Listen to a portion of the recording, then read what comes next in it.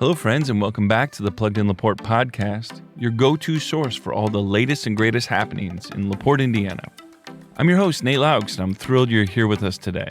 Whether you're tuning in while on your morning jog on the Chessie Trail, during your commute to or from La Porte, or as you unwind for the day looking over one of our beautiful lakes, thank you for making us a part of your routine. In today's episode, we have a lineup that promises to keep you informed and entertained. I'm excited to welcome back a familiar voice to the show, the City of La Porte's very own Parks and Recreation Director, Mark Schreiber. Mark is here to give us the scoop on LakeFest, which has quickly become a summer highlight for our community. There's a musical headliner, and we'll talk about them. He'll also share updates on the summer kids programs that keep our little ones engaged and learning during their break. And we'll dive into the exciting improvements coming to Fox Park. And we're going to talk a little bit about the housing project proposed at Scott Park. But that's not all. Today, we're also joined by a visionary leader in the world of digital and local storytelling, Chris Mahlmann. I absolutely loved this conversation. Chris is the founder, CEO, and publisher of the Life Network, which includes the popular site LaPorteCounty.Life. You've probably visited it online, or you've seen their incredible pictures of different events or their focus on local community members.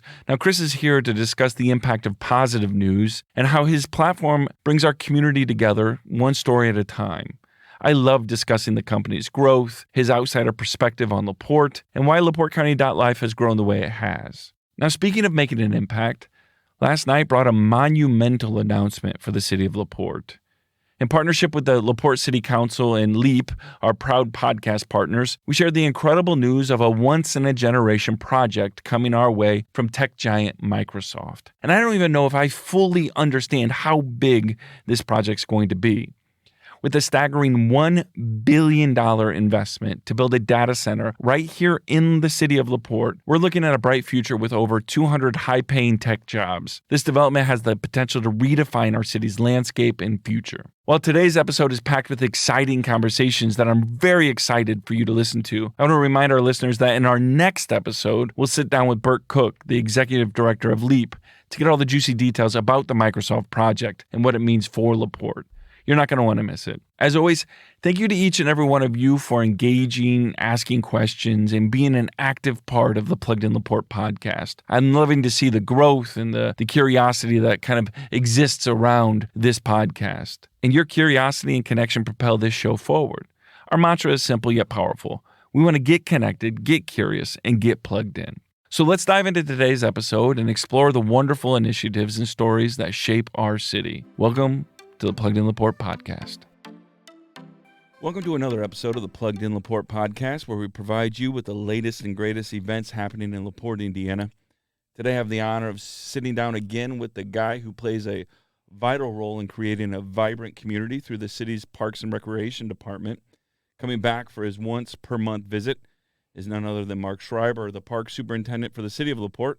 Mark, thank you for joining us today. No, absolutely. As I always say, I appreciate the opportunity to discuss parks. And can we also just really briefly discuss what's going on with the Cubs?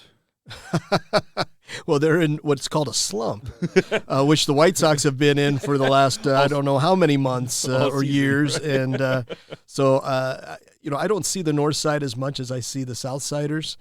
Just because they're on that marquee network. Are you a Sox fan? But I did watch them a couple times over Memorial Day weekend against the Cardinals, and it just looks like their bats are a little sluggish, and their arms aren't quite what they need them to be right now. But the Cubs have talent; they'll bounce out of it. Now, your dad, what team would he follow in the MLB? Oh, my dad was absolutely South Side. My dad was born in Chicago at Cook County Hospital, and his apartment as a child was in dead center of where current Comiskey Park is. You're kidding. So he grew up a block away from old Comiskey Park. So he was as dyed-in-the-wool a White Sox fan as you're ever going to find. And probably was a kid when some of the best White Sox players were there, right? Yeah. His childhood was sneaking into Sox Park. Usually finding a little opening in a fence or whatever you could do to get in there. And when they couldn't, sometimes they were allowed to come in to run odd jobs. And of course I always said this aged him tremendously, but one of his odd jobs was he would take the slide from the photographer on the field and he would run it up to the press box where they would develop it and decide whether they had a good photograph or not and whether they could send it on to the newspaper. But he grew up on the South Side. That was a big part of his upbringing. And so probably really helped institute his love for baseball in there too. Oh, I think so. Absolutely. But he would be cursing this incarnation of the White Sox right now. It'd be a very frustrating time for him. So I promise you he's not alone. So summer in La Porte is filled with kind of vibrant community activities, a lot of outdoor fun, and the creation of, I think, lasting moments that you can have and memories with your family and friends. Additionally, we have an impressive lineup of events in June and July. I was looking at the calendar on livingthelakelife.org. Is that right? Livingthelakelife.org? Yes. Yep. Mm-hmm. I was looking at the calendar, and I was exhausted myself, and I have nothing to do with the events. So these include LakeFest, Foodie Tuesdays, movies in the park. There's other little things like, yoga on the beach. Just whatever you want to do, go to that calendar, and there's going to be something for you to do. So can you kind of give us a little bit of an overview of some of the big stuff happening this summer? Let's talk about LakeFest. Yeah, absolutely. We're very excited for our fourth edition of LakeFest, and we've got a great committee that works on that. We get together late in the year in 2023 to prepare for 2024. I think we're probably going to get together earlier even than we did before, because we're finding the process is even getting more cumbersome as the event grows and some of the logistics of it continue to evolve. But we're very excited for those 3 days, and we're trying to keep it the last weekend of July every year so everybody knows. Get it on your calendar. It'll always be the same. So this year it's July 26, 27, and 28. And we feel like we've put together a really great blend of family-friendly events, music, community events, participation events such as mountain biking, volleyball, a 5K run, which we're very excited to be partnering with Play for Jake this year for the first time and bringing their run to the Saturday morning. But obviously, for us, the big event has really become, number one, the jet skis that are on Pine and Stone Lake both days, but also the Saturday night concert. And last year we brought in Everclear, which was a big get, a big jump up for us. And then this year we're very excited to bring in Soul Asylum, a Grammy Award-winning band that still tours extensively, very exciting live show, a lot of energy. I think people are really going to get blown away by Soul Asylum. We're pretty excited. Yeah, and if you don't know who Soul Asylum is, I promise you do. Right. You've listened to Runaway Train 1,000 times, and you sing it, and it's just such a great song. It's still a banger, buddy. It's we won Rock Song of the Year in 1993. Yeah. Won the Grammy, right? Yeah, won the Grammy, and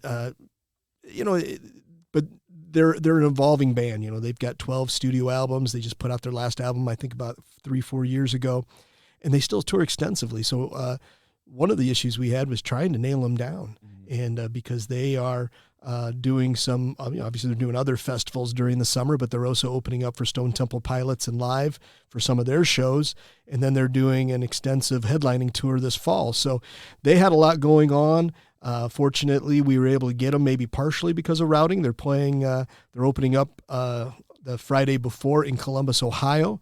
So maybe we're getting them kind of back on their way back to their home base in Minneapolis that weekend. But we're excited to have them. And we've got a local favorite, Mike and the Boys. They're out of Indianapolis, but Mike Barthel is a former Laportian who leads the band.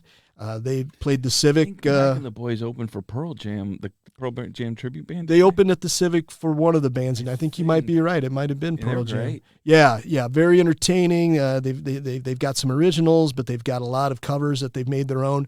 And Neil Alessi is going to be our acoustic opener, and Neil's very well known throughout the community. He's kind of the same way. He's got his own originals, but he's got some of those covers that he's made his own, and looking forward to see what both those bands bring, but the fireworks will be that night, and then obviously our big headliner, Soul Asylum.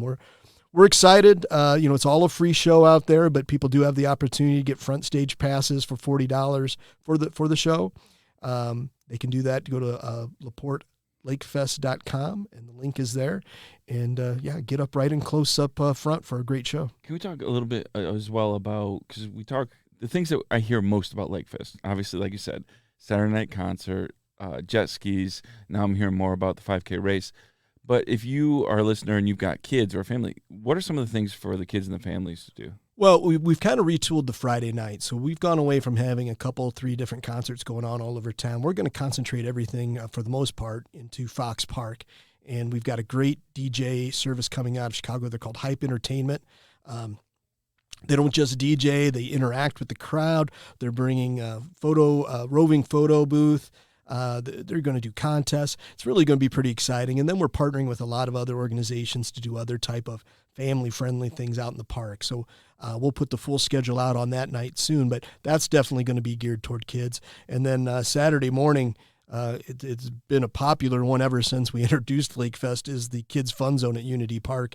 Matter of fact, we probably going to have a good conversation about whether we've outgrown Unity Park, because it just gets jam-packed with kids. The library rather brings out their foam machine.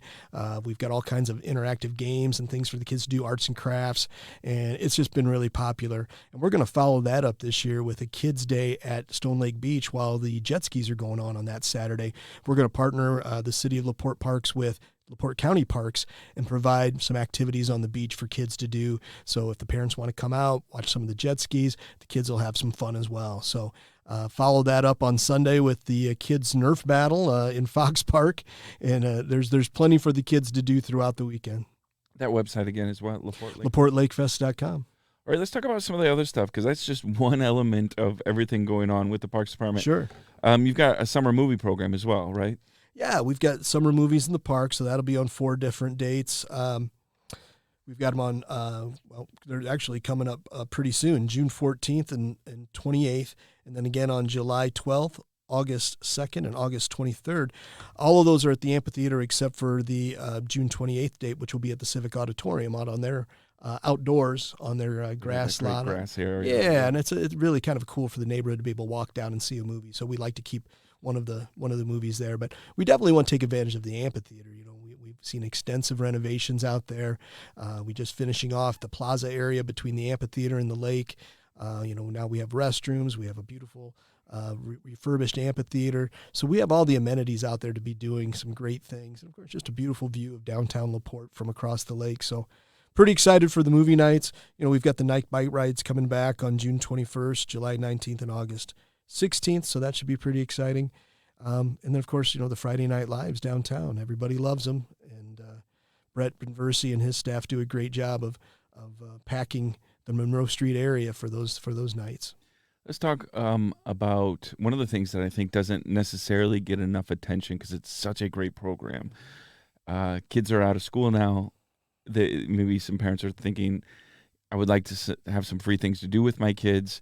You guys have an incredible program going on at the different city parks, right? Not all of them, but many of them. Yeah. Explain to our listeners what that program is. Yeah, so you're describing the summer playground program, which brings activities 4 days a week to 5 different neighborhood parks. They're either there in the morning or in the afternoon. And basically, we have 2 vans. We have 2 park leaders per van, and they go out and just bring fun out to the park. I mean, it's they're going to do arts and crafts. They're going to do games. They're going to play sports. All free, right? Oh, all free. The whole thing's free. It's a drop-in program. It's not a sign-in, sign-out. So, you need to have kids that are going to be responsible. You're going to be able to drop off. They're going to stay there. Those parks do not have restrooms, so they're going to have to be able to hold it, for How 2.5. long is the program usually? It goes for 2.5 hours. Okay. In the morning session, 2.5 hours in the afternoon session. But they're at Alasey, Kumler, Ben Reese, Rumley, and Scott Parks.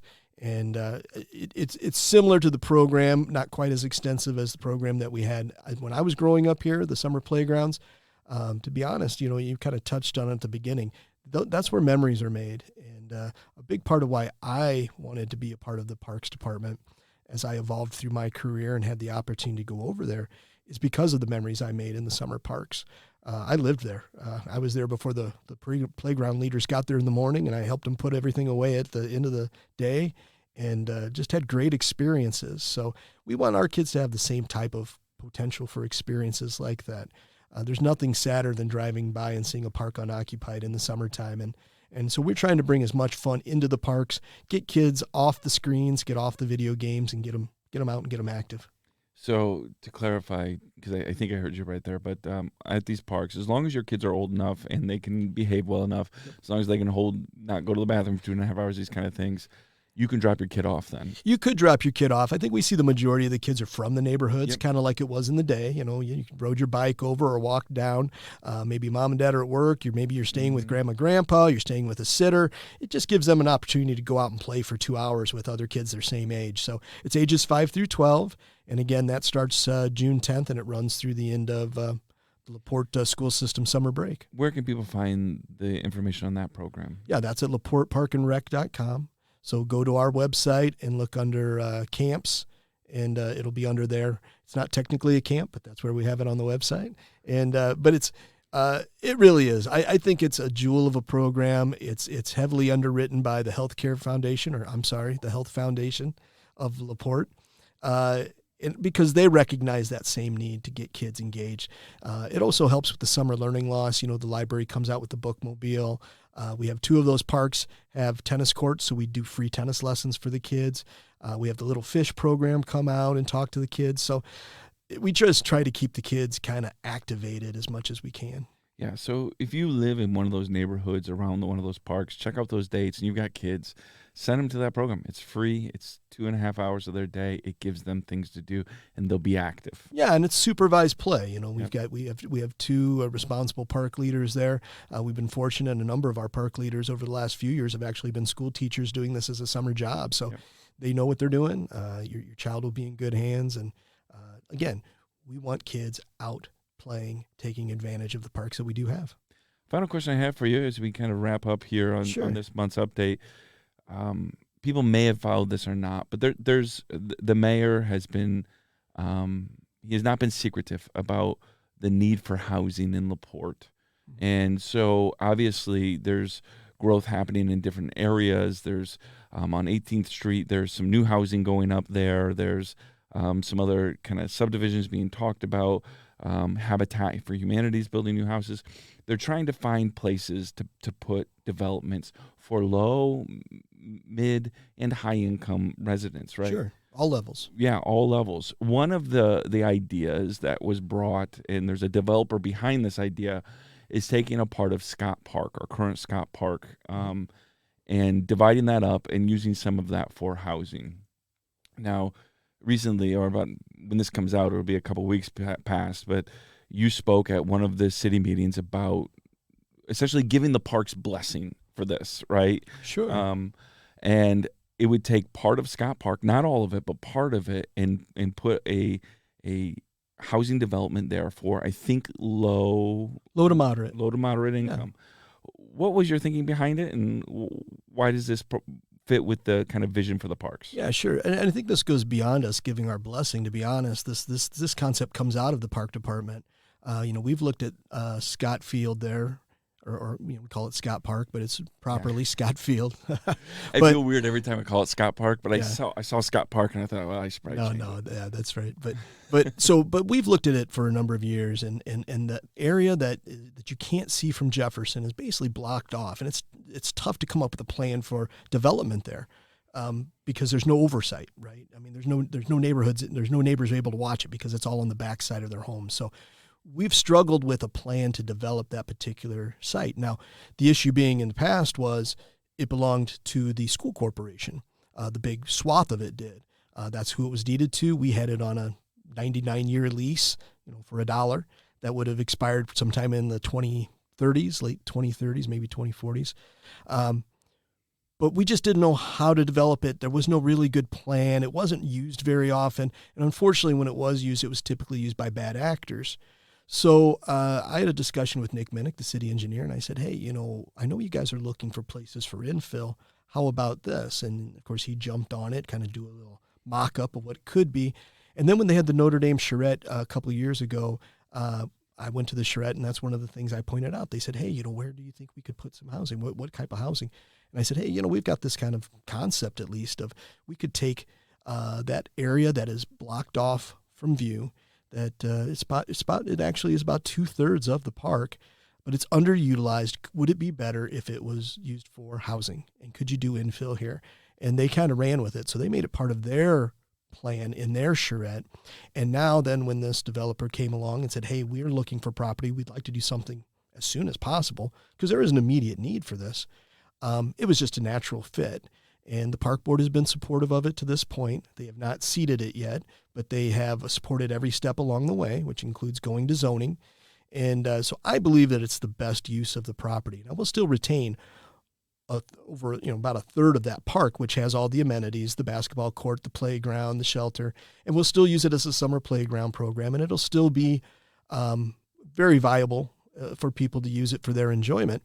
And it also doesn't affect what we call the 10-minute walk. So we believe that everybody should have a 10-minute walk to get to green space or a playground or some type of recreational amenity.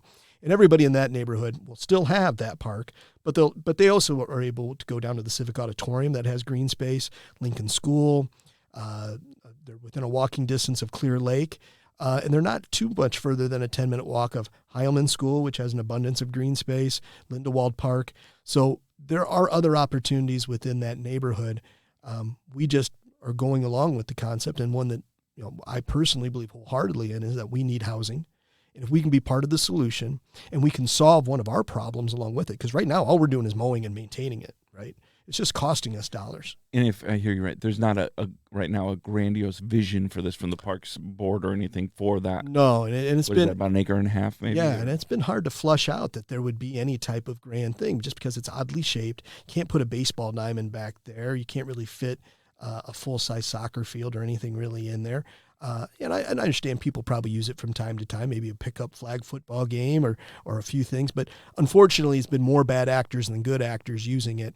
I'm involved at the American Legion and the Sons of the American Legion, and I've talked with them extensively about what would really work well back there. And they love the idea of housing. I know that the city is trying to work out an angle where this could be marketed to veterans, or veterans might have some type of first opportunity. I don't know how that will work, but that was always kind of my vision, is that so close to the American Legion there, that there are services available if we could get some veterans into those housing. And it definitely would make it desirable, I would think, for some veterans to want to be that close to the Legion. Well, we'll keep following that story, and that makes a lot of sense to me. And there you have it, listeners. Get your calendars out and start planning for an unforgettable summer here in La Porte, Indiana. Make sure you go and join us at LakeFest, Foodie Tuesdays, and don't forget those blankets for movies in the park. It's going to be an exceptional summer. Thanks so much again for checking in, buddy. Good to see you. No, thank you again, Nate. Today, I'm thrilled to introduce a very special guest, Chris Mahlmann, who truly innovating the way we connect with news in our community. Chris is the visionary founder, CEO, and publisher of the Life Network, which includes the popular site LaPorte County Life, or LaPorteCounty.Life. But Chris isn't just about online storytelling. His journey involves innovation, entrepreneurship, dedication, and a genuine passion for fostering positive community growth. In this segment, we'll dive into the journey behind creating the Life Network, the importance of positive news, and how Chris's unique approach to connecting our community has fostered an environment where good news thrives. Plus, we're going to get an inside look at what's next for LaPorte County Life, his impression of our community, and some young leaders he's noticed upon his journey into capturing the heart of LaPorte. Chris, welcome to the show. It's an honor to have you with us today. Well, that's about the best introduction I could ever have. I think I'm going to want to save that clip and, play it to my mom when I see her again someday. That's about as good as it could get. Thank you. You've got a fascinating story, fascinating kind of experience. I am fascinated by this idea of alternative media, right? So our listeners might not know, or they know, they might not think about it. Years ago, before the internet, you had newspapers, you had TV, right? And then the radio. You had these three different methods of getting news out to people. And most of them were owned by a local person or something like this. And as the internet has fostered and developed and transformed the ways in which we receive and produce content, the ways in which we can create news and tell news has also shifted. And so you have created websites, but you also use different other media avenues and ventures to create the Life Network. What was your vision behind it? It was probably not nearly as sophisticated as it sounds. It was built based on some past insight that I developed growing up in the financial markets. I was always related to, whatever I did was related somehow to trading, the Board of Trade floor and the Merc floor and other exchanges around the world, but spent most of my life in the market data side, where we brought together information for traders to see and some analytical software for them with which they could view it. And we brought all that in about 40,000 times a second and then distributed it back out to traders all around the world. So I knew a lot about information gathering and distribution. Nothing about local news, community news, nonprofit, school basketball, any of the kind of things that are now our beat. My beat was Dow Jones News, Reuters News, Bloomberg News, crude oil quotes, and bond prices. But I moved out here, met a Valpo girl 31 years ago, 34 years ago probably, married her 31 years ago, but moved out to Valparaiso about 17 years ago. From where again? I grew up in Chicago, Okay. lived in the suburbs, Palatine, Barrington, then out in Naperville for quite a few years. But met my wife at the Board of Trade, actually, and then moved out here about 17 years ago. I'm an information hound, and I want to read and consume every single thing I possibly can about whatever I'm interested in. And being new to the area, I was interested in everything. Like, I don't know this place. I don't know this region. I've been to the Dunes. I've been to a Notre Dame game.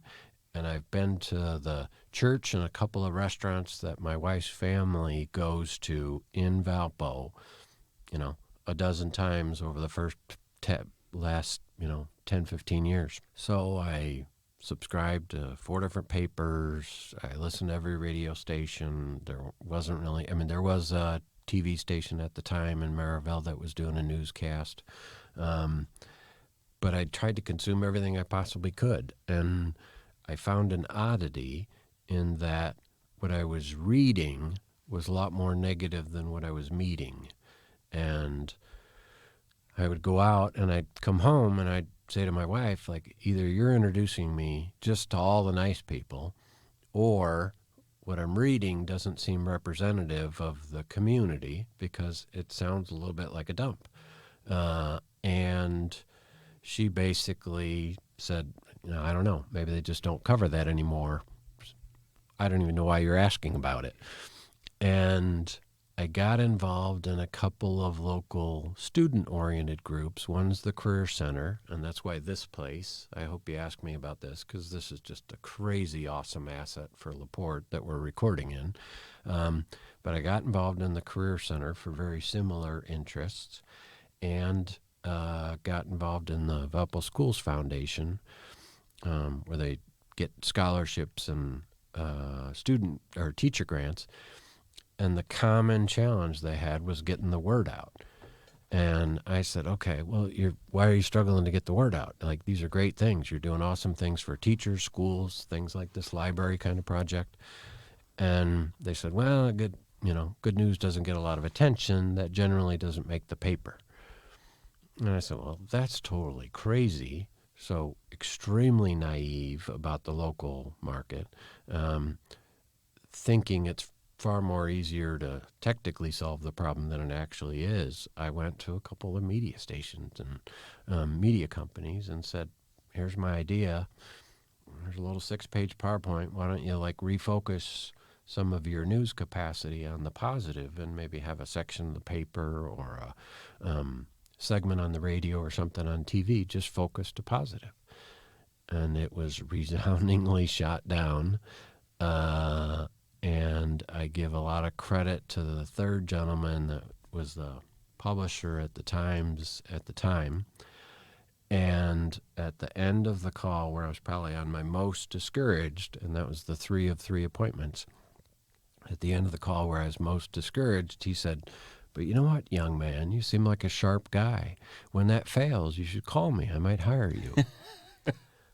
And you haven't called him yet, huh? We've seen each other many times, and I don't know that he probably looks back at that moment as fondly as I do.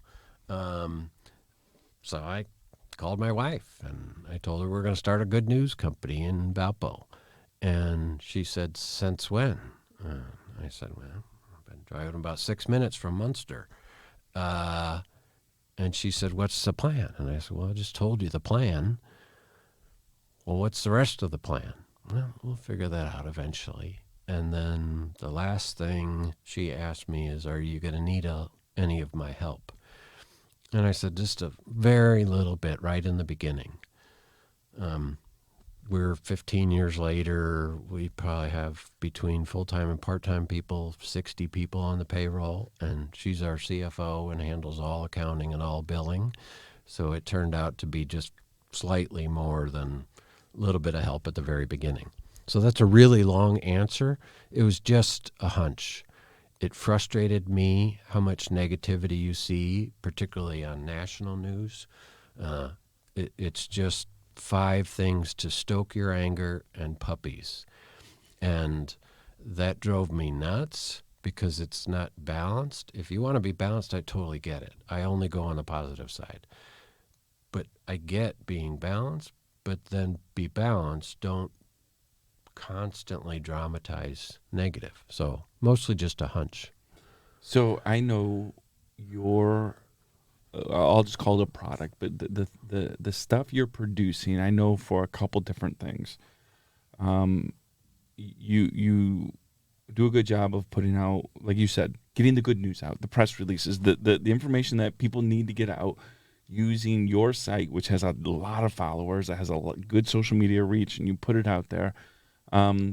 That's one thing. You've also, I think, done a great job. There's 3 things here. The second thing is you guys do a great job of telling stories in pictures, right? Yeah. You guys capture a lot of pictures. And the third thing I notice about you that you guys do really well is you interact and engage a lot of high school growing talent.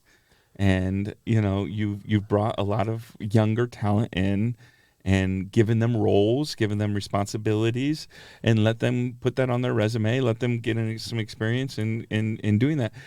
Was that always your intention? And does that maybe summarize some of the things you do well? Yeah, I mean, you literally nailed it on the head, with the third being the part that really is the one that motivates me more than anything else. Part of this was started because I was still doing consulting in the financial markets, and I needed somebody, just office type of person, to help me out. And a friend of mine said, at the Career Center in Porter County, at the Career Center, they've got a entrepreneurs program, and they're teaching young kids through a coffee shop that they have at the Career Center to learn entrepreneurship and how do you buy things and how do you name it and forecast it. And I said, wow, that's fabulous. I love that. So I went there, asked the teacher if there was somebody that could help me, afternoons after school. She pointed me to a woman named Crystal Messer, and who's now Crystal Tippins, a young student. She was absolutely fabulous. Hired her, found I liked them so much, wanted a couple guys to work on a few video projects for me, got 2 of their video students hired, and then I went to the media organizations and said, why aren't you writing about this stuff? This is like absolute gold. These kids are learning a trade. They're adopting responsibility. Like at the Career Center, you have to show up every day on time. If they're going to turn on a broadcast, if you're not there to turn it on, it doesn't go on. So they learn a ton of accountability. And I said, number one, like, that's the future. That's exciting to teach. But number 2, they have skills that blow ours away when it comes to digital things. And I'm about as, by force, tech savvy as you could be at 58. But I still don't have a clue compared to somebody that's 29. Mm-hmm. Mm-hmm. And those folks are archaic compared to the people that are 17. Mm-hmm. So there's so much potential in kids. Yeah. It's been interesting how you've integrated them into the overall company vision as well.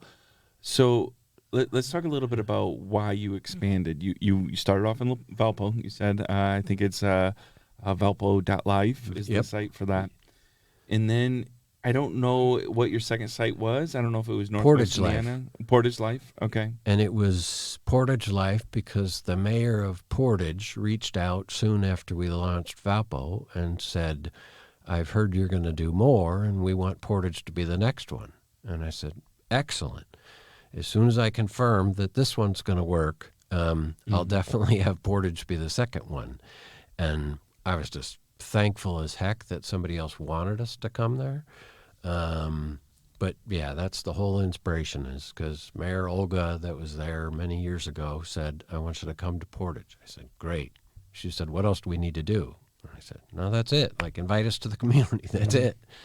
So yeah, Portage was second, Valpo 2009, Portage 2010, La Porte County 2012-13, covering Michigan City and La Porte, Northwest Indiana in 15, and then our next will be this July, where we'll expand to, with our fifth network, Michiana.Life. Okay, so you got, this is interesting to me. Stair steps, right? Yeah. You're opening. We always grew by about 100%. And then you've got 9 years from the last time you started a new one. Yeah. You're doing a new one now, starting this summer, Michiana.Life, which this episode will come out in June, so it shouldn't be too much longer. What stopped the growth there? Yep. And why Michiana? Two things. What definitely slowed us down a bunch, I've got a great interview I did with Mayor Pete when he was there, talking about our upcoming expansion into Michiana.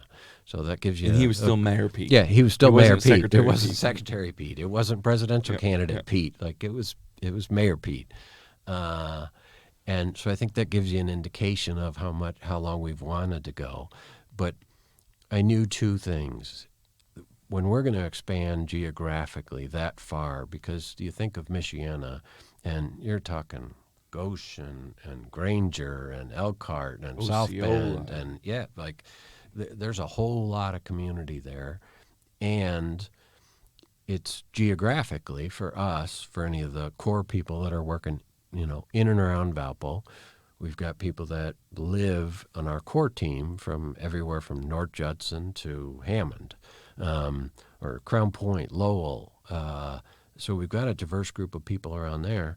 But for all of us, that's an hour and a half away. Mm-hmm. So I know we've got to build up another crew out there. And I looked at it and said, if we're going to expand, the main thing I got to do is prepare our company to be 100% resilient without me in all aspects.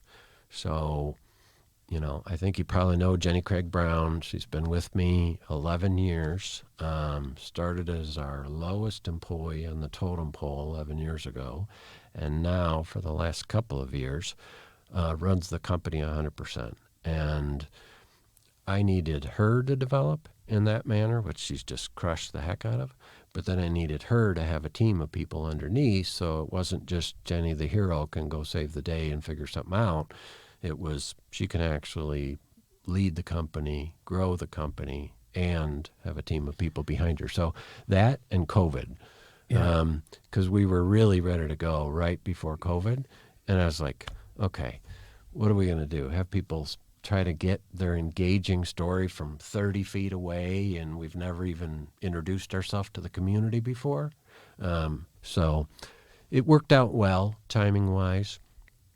Each time we've grown sort of about 100%. We went from one community to two. We went from 2 communities to 4, sort of with the county. We went from 4 to like 10 or 12 with Lake County. So for us, this is a big reach, but we're excited as heck. So I guess now I'm talking to Chris as the business owner right now, because I don't know about you, but when we talk about scale, right, because you're talking about scaling this company up, and it's a significant task. I don't always have to have all of the answers to scale, but I have to have all of the trust in my team, right? And that's probably what you're talking about, right? That's what's built over the last couple of years. We've always had awesome people, but I just know okay, you're putting 6 pounds of something in a 5-pound bag. Humans can do that. But when you ask them to put 8 pounds of something in a 5-pound bag, then it generally will explode. And I knew I was at okay, we're overpacking it a little bit. Let them be ready, and then I can go run like crazy. Because my natural nature is I wanted to be where we're at in 15 years at the end of 3. But you get humbled, daily, weekly, half a dozen times a month at least, of, no, that's how fast computers can work, but there's humans, and there's a lot more involved on the human side than the electronic side. I think a lot of people like the idea of small businesses. A lot of people have ideas, right? But if you don't have resilience when you're running a small business and growing a small business and you're trying things and they're failing sometimes, right? And in the beginning, they fail all the time. Right? Yeah, in the beginning, it's not like, oh, did anything fail that first year? I don't know. I don't know a thing that succeeded the first year in the manner in which we put X amount of resources in and got X plus in a return back. I don't know that there's anything that succeeded.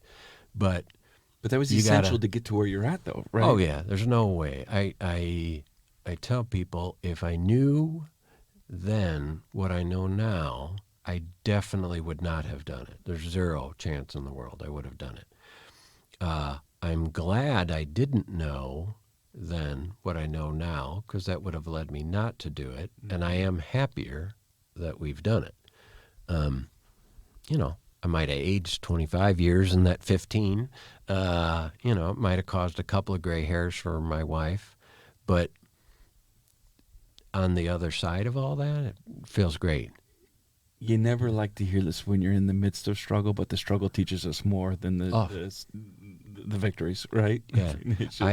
I began in the financial markets and had a great career, and everything was just going absolutely fantastic, just like you would write it out to be. And at 40, I basically said, the smartest thing to do is just try something completely different that you've got no experience in, and why don't you just go ahead and bet the farm on it? And, I'm thrilled that I did it. Probably, should have punched myself in the face a couple times before I did it, but you learn. And like you said, you're just constantly learning. And I think that's the other fallacy is sometimes people think, well, I'm going to go start a business, a coffee shop or whatever it's going to be, and I'll get it all set up, and then it'll just work. Mm-hmm. And it's like a marriage or a job or your yard. You don't set it up and it just works. Nothing is like that. You set it up and then you work.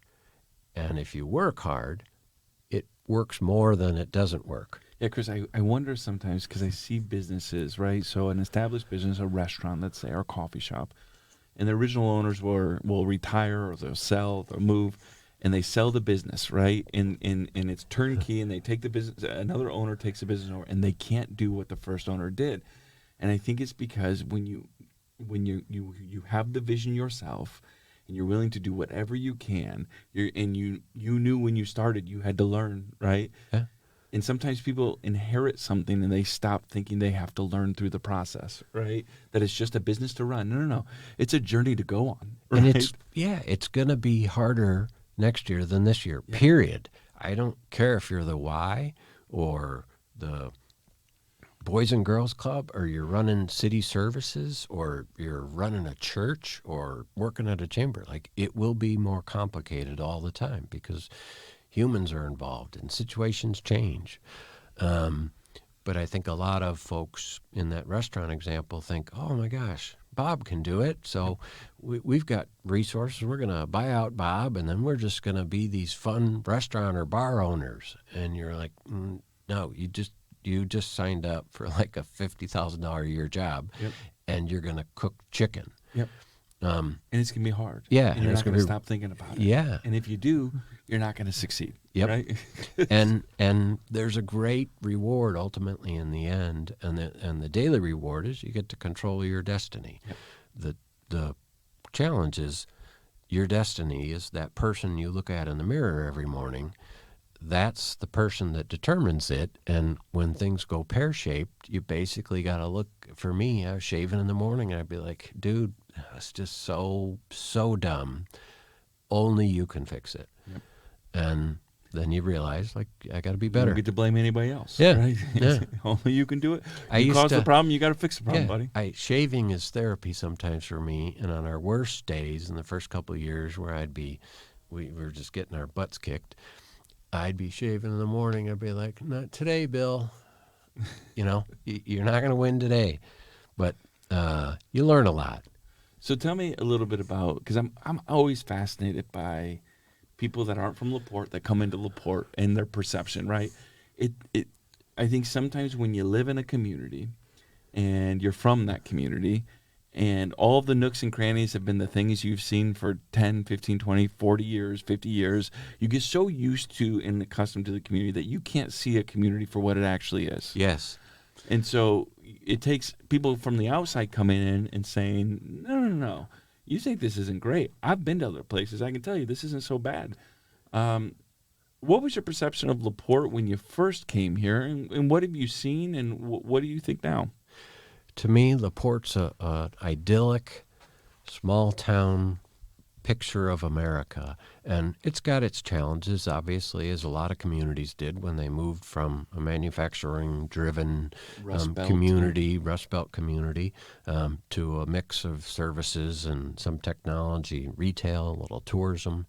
But to me, the thing that was so evident moving here to Northwest Indiana overall is the quality of life is fantastic. The pace of life is fantastic. The cost of living is all coming from Chicago and surrounding areas, not even just downtown Chicago, like you live in Lombard or Naperville or Palatine or someplace. The cost of living is dramatically better here. The schools are really good. The communities are more connected. People are just flat out nicer. It's more like maybe if you were living in a suburb of Chicago, it's maybe more like what that was like 30 years ago. And so I think there's a lot of folks that don't necessarily appreciate that, maybe because they were here forever and they find the flaws maybe more than some of the attributes. But having a cool, very healthy lake system, how many lakes do you have in this town? Well, we've got 3 major lakes, but we've also got Lily Lake. We've got a couple other smaller lakes, so I would say 5 or 6 probably, right? Yeah, like go to Naperville. Everybody raves about it in Illinois. Oh my God, it's so fabulous. Is there a lake there? No, there's a river. It goes right through downtown. It's not even a big river. It's a pretty small river. Mm-hmm. It's not that big of a deal. You got 6, 7 lakes. That's a fabulous community and a thing to build around. And maybe transitioning to the second part of your question is, what have I seen in the years that we've been out here? Because I think you started coming when Blair Milo was sitting there. Yeah. We generally sort of start pretty early. So we were talking to Blair and Bert and others here a couple of years even before we started. But what I've seen is the community embrace itself more. And it was like when we went to Portage, if you know much about Valpo, Valpo's pretty enamored with itself. And I'm from Valpo. I don't want to say it, I'm from Valpo, or I now am a Valpo guy. And I embrace it. I love it. But there's no doubt about it. People in Valpo have a strong, confident opinion of Valpo.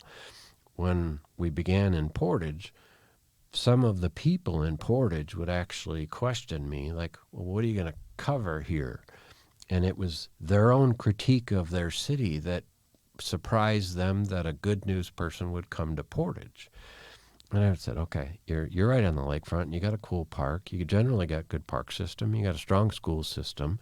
You got a really active corridor there on 6 in terms of retail. All that kind of stuff is thriving. Like you got the dunes 2 steps away. You're so close to Chicago. Easy access to transportation. There's manufacturing. Like what's not to like? And very, very manageable cost of living. You look in the port.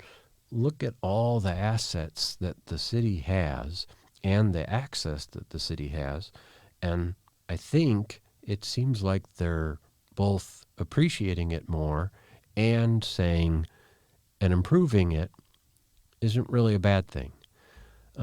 We do need some more housing. Okay, maybe it can be in somebody's backyard somewhere. We do need more economic development. Okay, maybe that project is worthy of consideration. And I think sometimes inside of a community, they get very resistant to that. I watch it with expansion of the train. Everyone that works in Chicago, for the most part, travels to the city on a commuter train from one of the spokes within Metra in the Chicago area. So whether you're going to Northbrook or Naperville or Orland Park, whatever direction you're going on a commuter train. The majority of those people really never have thought about Indiana because it's a slow train. And the expansion of the train here in Northwest Indiana to go significantly faster, particularly Michigan City on in, but to go significantly faster, that's a game changer of development opportunity. And I think a large part of the region says, well, I don't take the train. That's just crazy. There's no benefit to that. And all of those people and their dollars and their families and their businesses, all of that is far more amenable to moving here because there's a improved train. And if you're in the community, a lot of people are like, well, I don't care about a train. What's it matter? Nobody takes a train. Yeah, I forget what the number is, but it's in the lower hundreds of millions of rides that the CTA does a year, I think, in train riders. I mean, it's just, like you said, it is a part of the culture of Chicago, right? Yeah. I worked out of the city for the vast majority of my life, but almost always lived in the suburbs, and you lived according to where a train is. So if you're going to work in the city, you don't just take a train, but you try to live as near to the station as you possibly can, because you got to walk both ways. And when sometimes cities will say, well, I don't really want a train coming into town, you're thinking, God darn it, every single time there's a station that's developed in those regions, that's one of the most successful parts of town where lots of commerce builds up. But again, I think your perspective is good. If you look at it from the outside, sometimes it's refreshing. Mm-hmm, absolutely. I also wanted to ask you, is it a lot of fun? Yeah. To also, you're telling a lot of good stories, right? For instance, the Portage people that you talked about, you go in there and they say, what good news stories? Is it fun to unmask the stories that they're not seeing? Yeah. And let them know, you think there's no good news happening here. There's a lot of great things happening, right? You could honestly walk a block out here, and if you had a very critical eye, if you're one of the Facebook trolls, you could go find 5 things wrong, probably within a block of something isn't right. But you could honestly, if you're creative and you're inspired enough, you could find 10 things that are right. Like traffic works. People stop at a stop sign. The building is maintained. The person was friendly. There's stuff that happens right all the time, but most of us have blinders on and they are hyper alert to, oh my gosh, there's an extra coffee cup. Look at there. The city's not even taking care of anything anymore. And you're like, okay, but there's hundreds or thousands of things every single day that are being taken care of. Let's not lose sight of it. And the example I always use is if we're watching the finals of the NBA finals and our power goes out, we're ready to burn Comcast and NIPSCO down because, oh my God, we missed that game-winning shot. And you're thinking, okay, sometimes that's during a storm where there's giant bolts of lightning that are attracted to these massive poles, and you got a line woman or man that are up there on the pole grabbing a hold of that so that they can get your power back on. Like, lighten up, Francis. You don't need to worry about the ESPN game. This too shall pass. Yeah.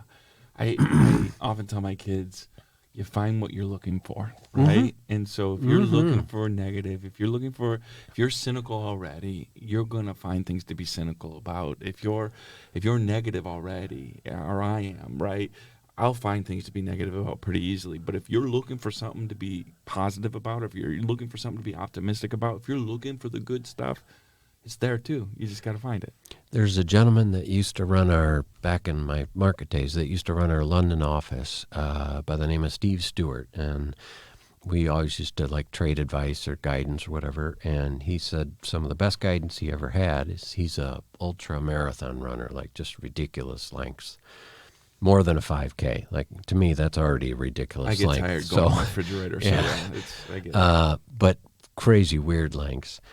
And he would train, and he said one of the main lessons he's learned is you can't run next to somebody who their knee hurts, because not over that long of a period of time, because they're going to grimace, or they're going to strain, or they're going to moan, or they're going to complain, even if they're very, very positive. Their fatigue is going to bring you down. And if you're going to perform it that long, over that long of a period of time, and I think you could take that all the way to that extreme, and just every single day. How many times do you put something in your body where you're like, oh, God, I shouldn't have eaten that. I actually already feel worse. Okay, well, when you pick up your phone, don't intentionally just eat Doritos all day long and hamburgers and whatever else is not particularly great for you. Put stuff in that's good. And if you're consuming, if you go to all the groups that are like, oh my God, I can't believe that coffee cup is left on the sidewalk, you're going to feel worse. Just like if you ate Twinkies all day long for a year, you would feel terrible. I think people need to, or people, they don't need to, people would be well advised to say, what am I ingesting when they pick up their phone? Mm-hmm. What am I transmitting when I talk to people in public? And in my business, I generally meet nice people, and then they introduce me to other people who are generally nice people, and then that repeats itself over and over again, and it never sucks.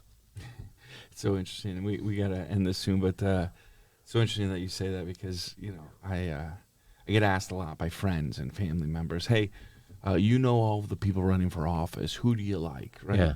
And I often say, I like all of them, right? Like, now I don't always agree with all of them, and I might like this one better because I like their policies better.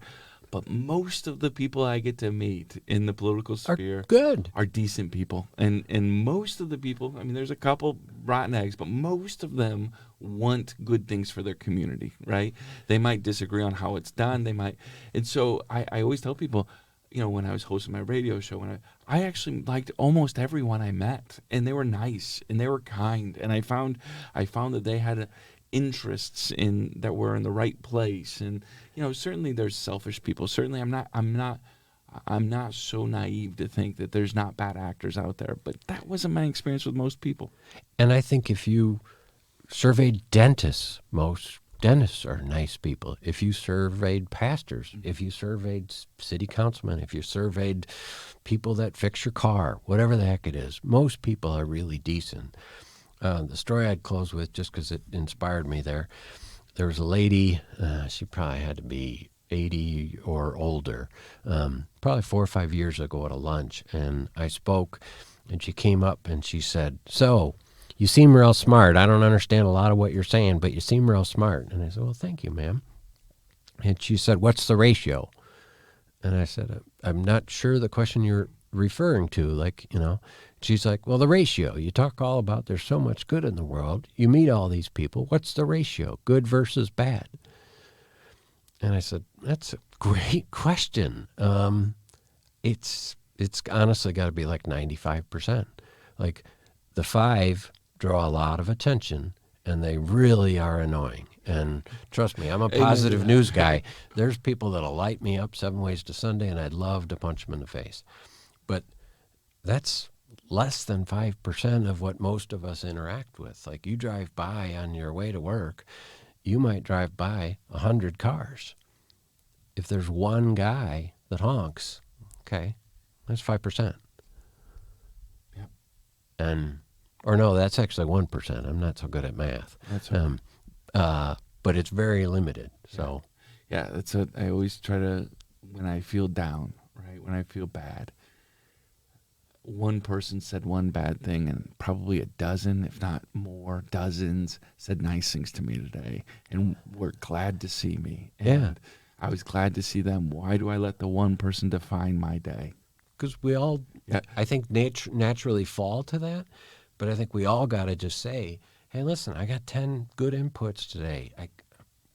It wouldn't be mathematically smart to put so much weight on the one. Like if the one's from your wife, okay, yeah, that gets a quantity of 50, But otherwise than that, like put it mathematically where it should be.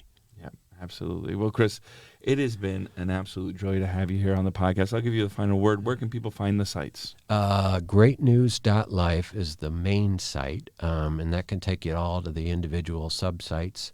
But we'd welcome you to check it out and give us your suggestions, if you have them, at the email share@GreatNews.Life for stories that we ought to be telling.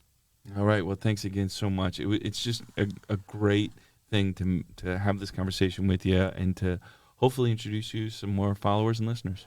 Before we close, let me give a shout out to your host here, or the people that are putting it together. Leap, great job putting it together. City of La Porte, great job. Obviously, everything you're doing. You got your Podmaster Extreme over here in Lindsay, but the what building, an right? awesome the exchange from the library. place. The library. If you're in the La Porte area and you've not been to the Exchange, which is a building La Porte library remodeled, and it was the old, I think it was a telephone place. It'd been empty for most of my life, and they repurposed this, they re-envisioned it, and it is a jewel of our city. It's just fantastic. It's off the charts. I mean, audio space, video space. There's a maker space upstairs I'm going to go check out. This is really outstanding. Yeah, I agree. Well, thanks for again, having Chris. me. Yeah, thanks so much for listening. Well, there you have it, folks. Another episode of our podcast wraps up in the most delightful and enlightening way possible. A big thank you to our guests today, the always engaging Mark Schreiber, our tireless Parks and Rec Director for the City of La Porte, and the insightful Chris Mahlmann. I loved that conversation. Their contributions today have once again reinforced the bond that keeps us La Porte residents so closely knit and well-informed. It's conversations like these that remind us of the vibrant community spirit we're all a part of and the exciting developments that lie ahead. Now, don't think for a second that just because it's the summer that we're slowing down, because next time we have none other than Bert Cook stepping into the studio to dive into the recently announced Microsoft Mega Project. That's what I'm calling it, a mega project. It's the kind of discussion you're not going to want to miss, especially if you're keen on understanding the nitty-gritty details, the anticipated timelines, and just how this monumental project is poised to impact our community. I know there's some questions about tax incentives, these kind of things. Trust me, it's a conversation loaded with information every La Porte resident will want to be clued in on. But for now, a sincere thank you to all of our listeners for tuning in and making this podcast a part of our lives. Your engagement and enthusiasm are what fuel us to bring these stories and conversations to you. If you enjoyed today's episode, I cannot emphasize enough how helpful it would be for us if you could subscribe to the podcast, throw us a rating, and perhaps most importantly, share it with your friends and family on social media. Spreading the word helps us grow and ensures we can keep delivering the content you love and need to stay connected. The Plugged In La Porte podcast is a joint project of the La Porte Economic Advancement Partnership and myself. It's produced by Lindsay Johnkind and recorded at the fantastic audio studio at La Porte Library's Exchange in downtown La Porte, Indiana. Remember, whether it's through our interviews or your own community interactions, staying plugged in and engaged is what makes La Porte such a special place to be. So until next time, keep fostering those community ties, and we'll be here to keep you informed and entertained every